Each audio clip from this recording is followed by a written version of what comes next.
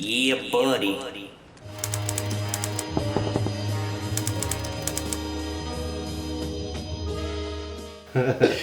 All this going on. All right, this week on our top 5, we are going to give you a list of our top 5 funniest game-chasing events that have happened to us. We've had some doozies, so yeah. With number 5, we'll start with a storage auction we went to. You know, we're always looking for new ways to find video games. We found this website that showed us where these auctions were being held. We went to one. Middletown, Ohio. Crazy enough, they opened the door and it is full of video games. a video game store. Yeah. Jackpot. Yeah. So, licking our chops, we ended up getting this puppy for about $275. All the guys were making fun of us there, a bunch of old hillbillies. They're like, why would you pay $275 for some old video games? Yeah. We got the last laugh. We sure did. So anyways, as people are leaving the auction and we're digging through all this shit to see what we got, we come across a stack of old porno tapes. Yeah, buddy. These old hillbillies are licking their gums through their missing teeth. Fucking just trying to buy these damn things, and I was just losing it. I mean, I didn't know what to think. I was just like, yeah, $2 each, take them all. I think we sold about 5 of them for $10. Yeah, I mean, just crazy. All right, number 4, we go to Clifton, Ohio. Craigslist deal. I've actually met up with this girl before. She had a game store in Florida. Her name was Annie, and I had bought a bunch of stuff off of her before. Then she decided she wanted to sell the whole shadoozle. So me and Buzzy head over there and we go through a massive collection. You're talking a basement, probably 1,000 square foot, top to bottom, just loaded with systems, top loader. I mean, anything. Robbie you can the think Robots, of. 3 of them. Yeah, I mean, just boxes. I mean, boxes and boxes. I mean, most of the N64 boxes I have in my collection were from this deal. Yep. And basically, we ended up closing the deal pretty cheap. And we said when we agreed on the price, it was everything in their house because they had closets just full of games. And we agreed it was everything except their PS1 games, which she was really attached to. So we said cool. Then we figured out there was no way in hell we were getting this shit home. We went and got a U-Haul, which was conveniently about 4 doors down. There was a U-Haul place. We rent a 16-foot U-Haul and just pack it back to front with video games. And this was in January or February, so there was snow on the ground. So getting into Buzzy's driveway, he has a dip right before you get into his driveway. He got the old U-Haul stuck. And not to top it off, when we were loading this fucker up, we're heading out and we passed the last closet, which is full of all his GameCube games. And this old hillbilly, he was like, you can't take my cube games. I was like, sir, all due respect, we agreed on this price for all your games minus your PS1 games. And we got him. Yeah. We got his cube game. And later to find out that's where I got my sealed Smash Brothers, so buddy, glad we could. Number 3 happened to be in Lima, Ohio. We get there, it's you know, it was like 3 hours away, middle of absolutely nowhere. It's no wonder these people had so many games. Yeah. He had one room dedicated to just games, and basically he wanted to sell everything except his handheld stuff. His kids still played it for whatever reason. Literally, you walk in, he had 4 corners of the wall loaded with video games, just stacked. Yeah, Game Boy games, PS2, Xbox games, boxed SNES games, Chrono Trigger. He had Batman and Robin. He had a bunch of good games. We got a bunch of our good boxed NES games from him as well. Funny thing, we load this into his car, and he drives an Avalon. My car, yeah.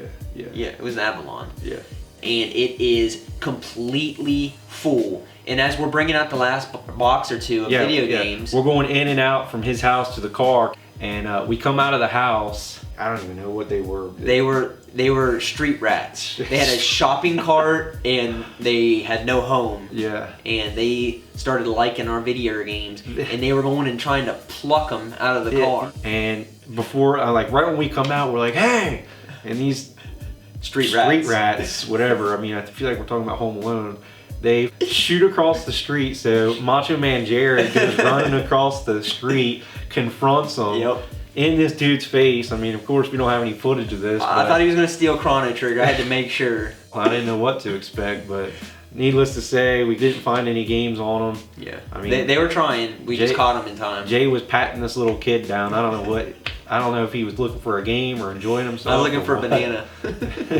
Yeah, so that's that. Number 2, it was downtown Cincinnati, and this guy's telling us he has all sorts of games. I have no idea. He lured us in, but he falsely lured us in saying he had old video games for sale. He didn't have anything. He claims to have sold jewelry to Snoop Dogg, and he owned an antique/jewelry store, and he just had everything from all around the world, and that was his job. And he swore that he had boxes full of video games. Yeah, and I've met some hoarders before. This guy literally... Unbelievable. It was just shit. I mean, he had a little walkway, and every single hallway had a dirty little pussycat in it. You couldn't get anywhere. Everything smelled like shit. But anyways, he's like, I think the games are in this bin. So 30 minutes later, after him digging shit out, he pulls out 5 Mattel handheld football, baseball, bowling, bullshit games, telling us he's gonna give us some killer deal. And the nice guys we are, we got suckered into buying this shit. Overpaid, needless. We paid about $160 for handheld. Was it 160? I don't know, whatever it was. A big waste of money, we weren't waste of time. We weren't gonna do anything with them. The best deal we got was Jared bought a 1990s retro Reds t-shirt for $5. I get compliments on it all the time.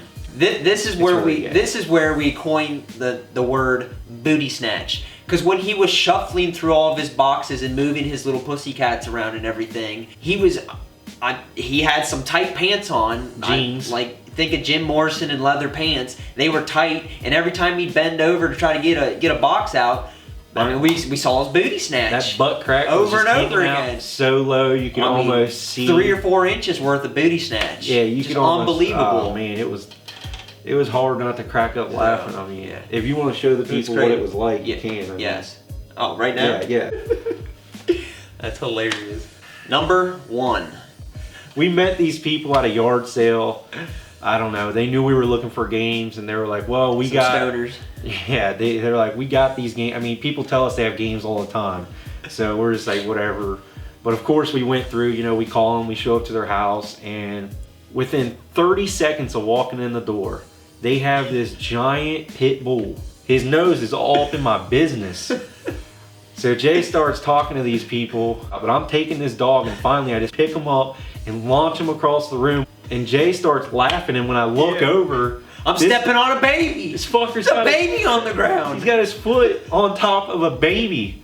And he's like, "Oh, I'm sorry, I didn't see him sitting there." They left their baby on the ground. He wasn't making any noise or anything. And they were just smoking away, asking us if we wanted to take a hit of their weed. Yeah.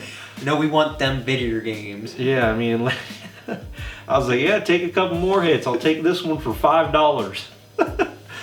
But needless to say, a couple lickings on my balls later. We got out of there in a quick hurry. Was a good deal, but probably the hardest I've ever laughed on a game deal. All right, so that's our top 5 favorite, funniest game chasing moments. Until next time, she a buddy.